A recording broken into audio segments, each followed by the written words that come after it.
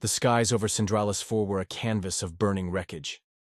The Zir Dominion had arrived with no warning, no declaration, no hesitation. Their warships rained plasma across the human colony, melting its proud towers into rivers of molten glass. Families were incinerated where they stood, their last screams lost beneath the thunder of orbital bombardments.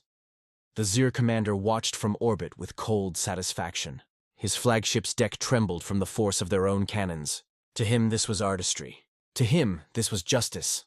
"Let them see," he hissed, his mandibles clicking in amusement. "Let these frail mammals understand their mistake in stepping beyond their cradle." The humans had expanded into Dominion-claimed sectors, daring to settle worlds the Zir considered sacred by right of conquest. They had not asked permission.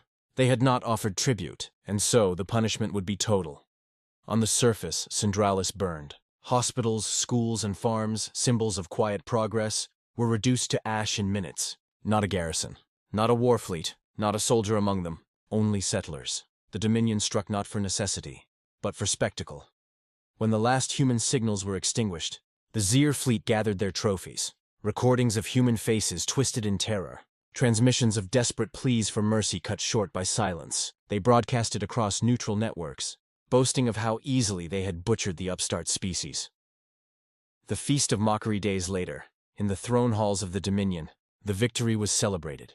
Zir nobles feasted on the flesh of captured human livestock and laughed at the idea of Earth's vengeance. Their archivists spun tales of humanity's weakness, a primitive species, divided, sentimental, fragile. "They are too civilized," one admiral proclaimed before the court, his mandibles clattering in smug delight. "They will weep, they will beg, they will cower in the shadows of our fleets, but they will not fight." The hall erupted in laughter. They replayed the burning of Centralis for entertainment. They paused on the moment where a mother shielded her child with her body, only for both to be vaporized in the same breath. The nobles jeered, clinking their chalices of liquefied prey blood. "This is humanity," they said, "soft, helpless, unfit for the void." And across the Dominion, others echoed this sentiment. Fleets returned to their stations unhurried. Scouts dismissed the thought of retaliation, and commanders rested easy in their arrogance. No one feared Earth. Not yet. The silence before the storm. The humans did not respond immediately. To the galaxy, this was proof of weakness. Networks showed no grand speeches of vengeance, no mobilized armies, no threats hurled at the Dominion. Earth remained silent, its colonies darkened in mourning, its diplomats offering no words.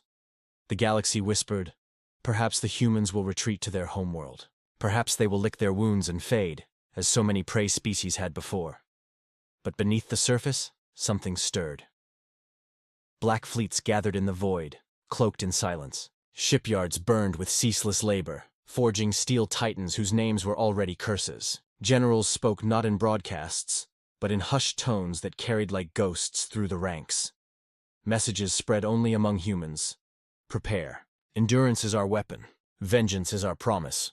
The Dominion watched with idle curiosity. Surely the humans would do nothing. Surely their grief would smother them. They had no idea that grief, for humanity, was not a chain. It was fuel. When the stars trembled, the first sign was not an attack, but a warning. A single Dominion patrol ship received a human transmission on the edge of neutral space. The message was short. No threats, no boasts, only 4 words: "We do not forget."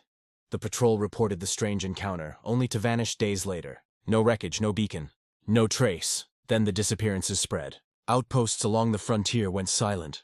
Convoys vanished into the dark between stars. Scouts never returned. At first, the Dominion dismissed it as accidents, pirates, or mechanical failures.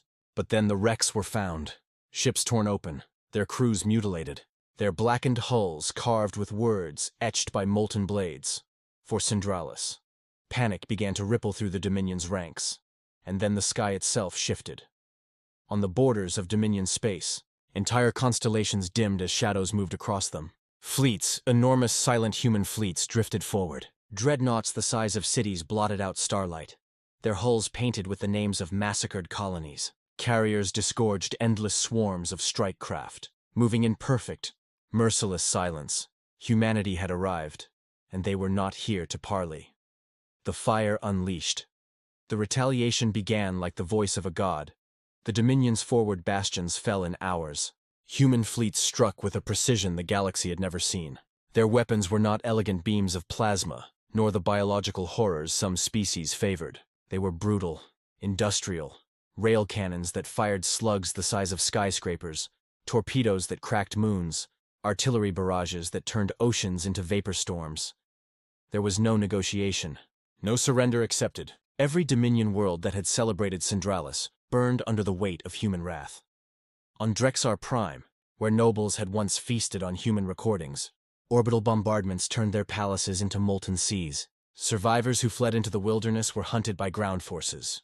Armored humans who marched like storms, unflinching, tireless. Dominion soldiers fired until their weapons melted. But the humans advanced through fire and death, endurance their armor, vengeance their shield. The galaxy watched in horror as human fleets cut through defenses once thought impenetrable. The Dominion's proudest shipyards became graveyards of twisted steel. Every strike was not only military, but symbolic. For every child that died on Syndralis, a Dominion city was leveled. For every family extinguished, a fleet was annihilated. The humans were not simply fighting a war. They were carving vengeance into history itself. The wrath beyond measure, the Zir High Command attempted to rally. They gathered their fleets, millions strong, at the fortress world Varkun, a planet-ringed bastion with defenses that had stood for centuries. When the human armada arrived, the stars themselves seemed to flee. Varkun's skies filled with fire. Dominion warships fired volleys of plasma that could melt continents. Shields overlapped in layers thick as mountains. Their generals declared victory certain, that humanity would finally be broken upon their defenses. But the humans did not break. Wave after wave, they endured the storm, hulls burning, armor cracking, but always advancing. Their ships moved like wolves through fire, their formations unyielding. When one vessel fell, another surged forward to take its place. Their endurance was inhuman, relentless, terrifying. And then came the Colossus-class dreadnoughts, human titans whose guns spoke with the fury of annihilation. One salvo, and Dominion cruisers split apart like fragile glass. Rail slugs tore through kilometer-thick fortresses, turning proud spires into dust.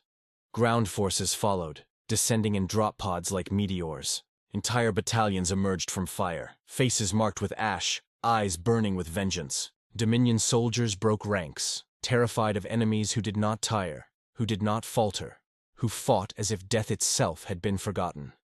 By the third day, Varkun was nothing but ruins.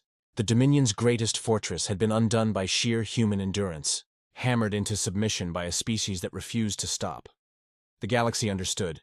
At last, this was not war. This was punishment. Ashes of arrogance. In less than a year, the Dominion was shattered. Their fleets lay in wreckage. Their rulers were dragged from hiding holes, their palaces ground into dust. Entire worlds, once arrogant in their power, now whispered prayers for mercy that would never come. Humanity gave none. Where Syndralis had burned, the Dominion's homeworlds now burned brighter. Where once laughter rang in their halls, only silence lingered. Humanity left monuments of ruin in their wake. Burned bones and carved steel, etched with reminders. We do not forget. Those few who survived told stories of the humans' march. How their ships blackened suns. How their soldiers advanced through storms of fire. How their vengeance could not be bargained with, bribed, or broken.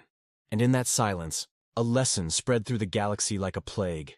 Human endurance carved victories into the bones of enemies. The silence after vengeance. When the final Dominion world fell, humanity did not cheer.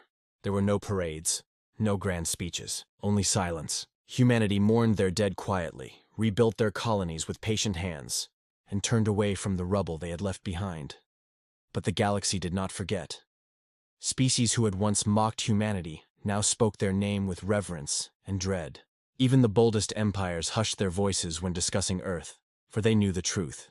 Human patience was vast. They could endure insults, losses, tragedies for years. But when the line was crossed, when their people were struck, when their children were slaughtered, humanity would rise with a fury no star could withstand. The survivors of the Dominion whispered the warning, passing it to every corner of the galaxy. Never provoke Earth again.